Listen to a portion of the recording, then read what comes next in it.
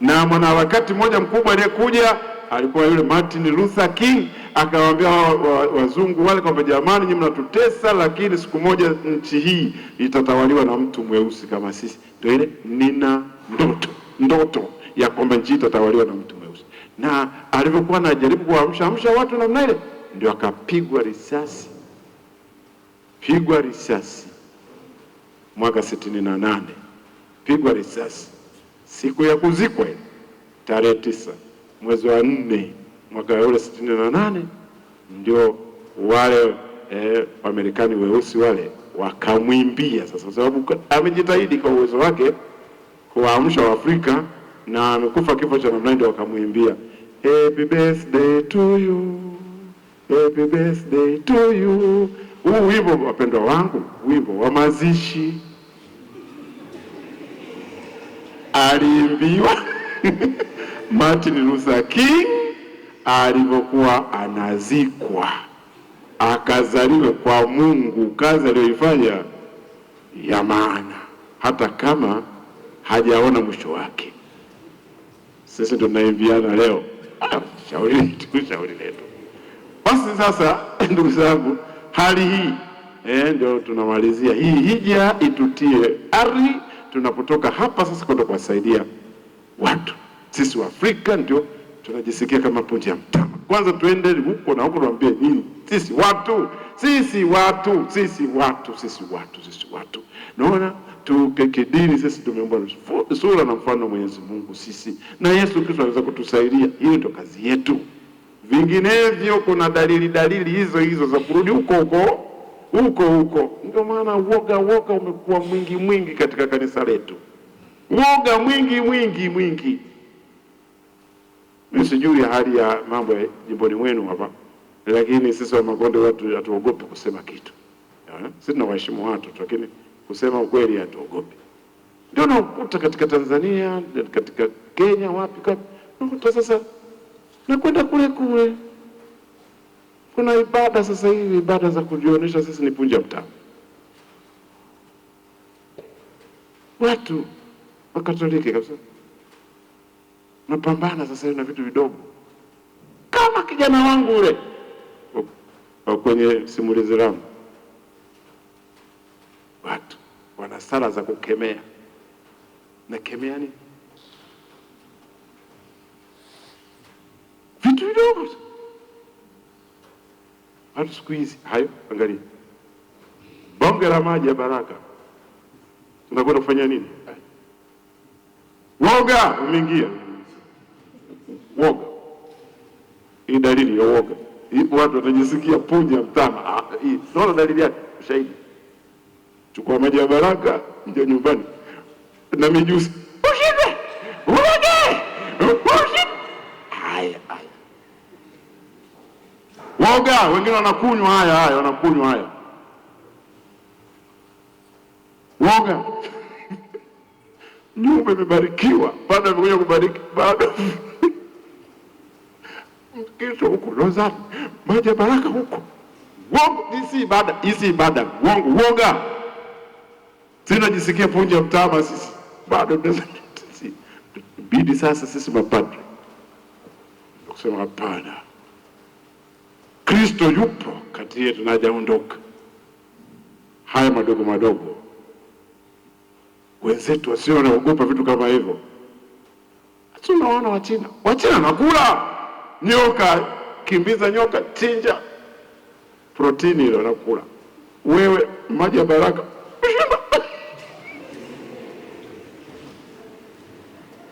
mpaka mende na popo, yani hatari kweli.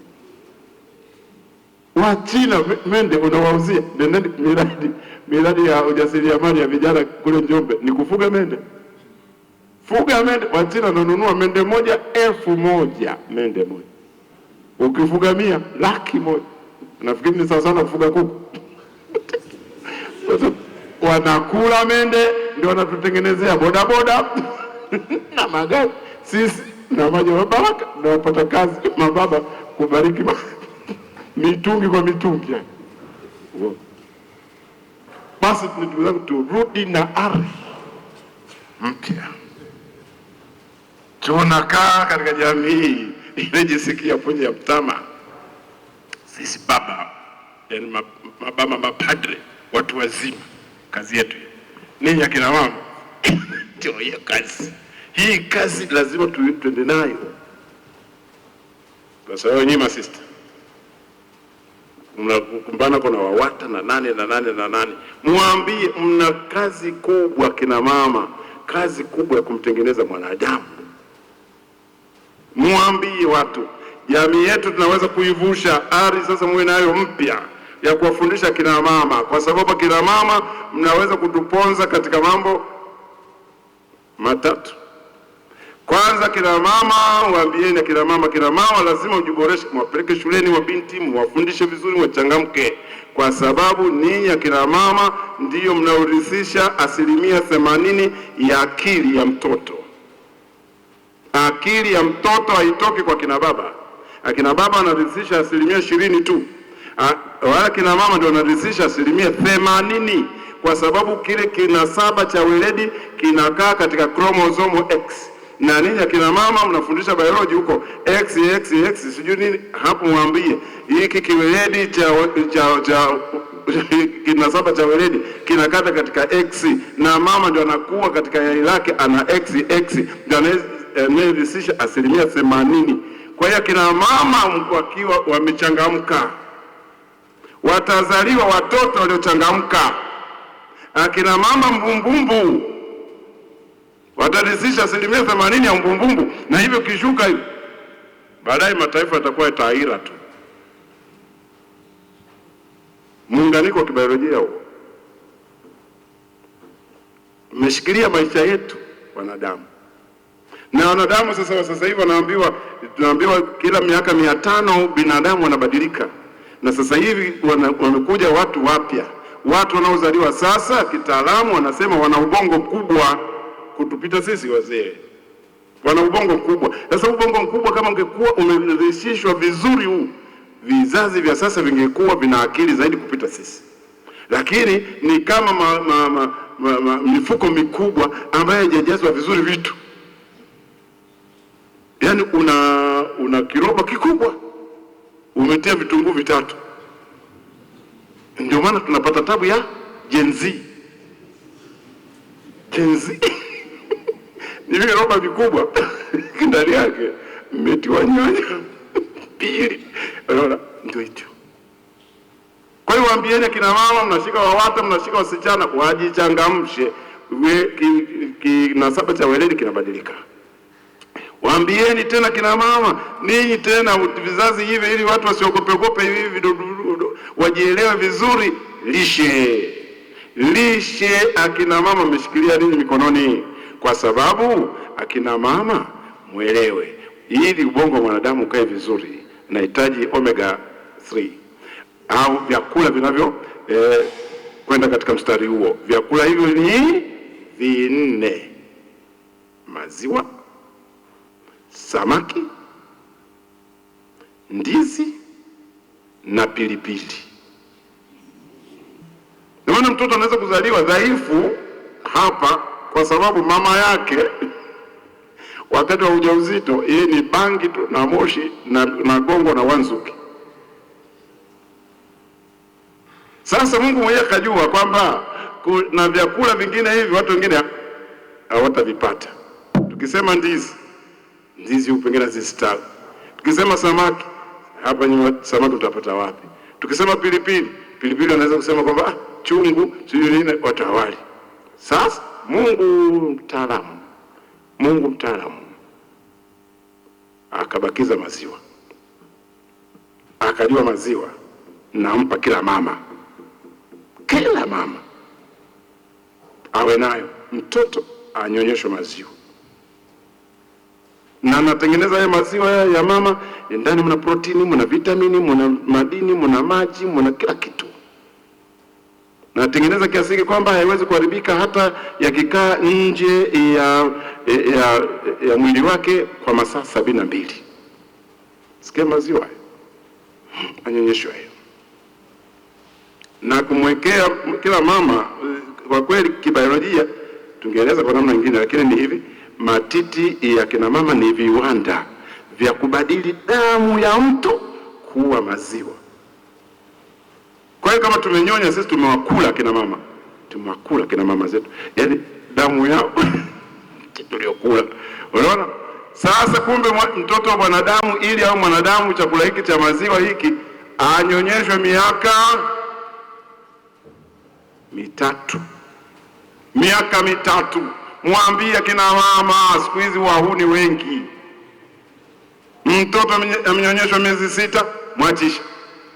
Mtoto mwaka mmoja, mwachisha. Mwaka mmoja na nusu, ndio almanusura hiyo, unaachishwa. Kutoka pale mama anakupa maziwa ya ng'ombe, maziwa ya ng'ombe, sijui maziwa ya kopo. Mimi namwambia hivi, maziwa ya ng'ombe yalikuwa kwa ajili ya mtoto wa ng'ombe. Mtoto anaweza lishwa na kulishwa maziwa ya ng'ombe akiwa ng'ombe. Unashangaa nini? Mtoto wa ng'ombe unaweza kufundisha adabu? Mtoto wa ng'ombe unaweza kumpeleka shuleni? Unaweza kumfundisha sala ng'ombe? Ndio uzito unaotokea sasa kati ya wanadamu. Dhuluma imetendeka na kina mama wenyewe, wana habari, walitunza tu urembo, au kumpata mtoto wa pili na watatu. Watoto wengine wale waliotangulia wote ng'ombe tu.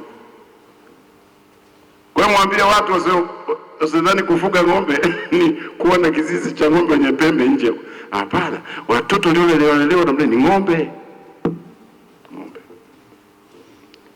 Wataalamu wanasema kama sasa kina mama anashindwa kuwapa maziwa ya kwao kwa sababu ya ugonjwa au nini kwa miaka mitatu, labda wawape maziwa ya mbuzi.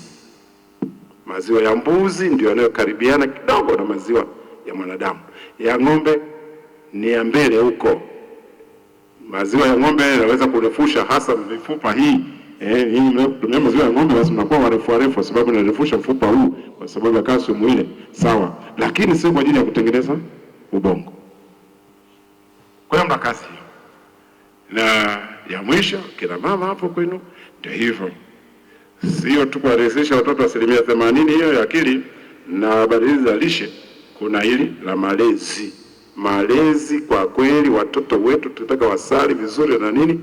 Ofisi hiyo iko kwenu zaidi ya kina mama. Mtoto unachomfundisha ndicho anachoshika, hasa anachofundishwa na mama. Katika miaka ile 1 mpaka miaka 6 pale mtoto anafundishika. Sister ni mama. Namna mnakaa na akina mama na wasichana na nani, mwambie kama tunataka kanisa lenye kusali, kanisa nalo mjua Mungu, tuanze na watoto. Watoto wako chini yetu. Ndani ya miaka 6 hawabishi watoto, wanaweza kusikiliza. Mtoto sali kabla hujala, atasali. Mtoto mwamkia huyu, atamkia. Mtoto pokea kitu kwa mkono wa kulia, atafanya. Mtoto nenda shule saa hizi, atakwenda. Mama vinginevyo ndio hivyo. Halafu kama mama sasa hivyo, mama anakutazama, mtoto anakuangalia. Na wewe sasa ukiona sala hizo za kujisikia wewe punja mtama, mtoto ndio hivyo. Anakuona mama anamkimbia mjusi. Mtoto ndio anajifunza kwamba mjusi ni wa kukimbia. Alafu anamwona baba ndio anapulizia mjusi maji ya baraka. Mtoto ndio anajifunza hivyo. Sasa katika hali kama hii, nafikiri tusonge mbele. Nafikiri tutakamata utumwa tena.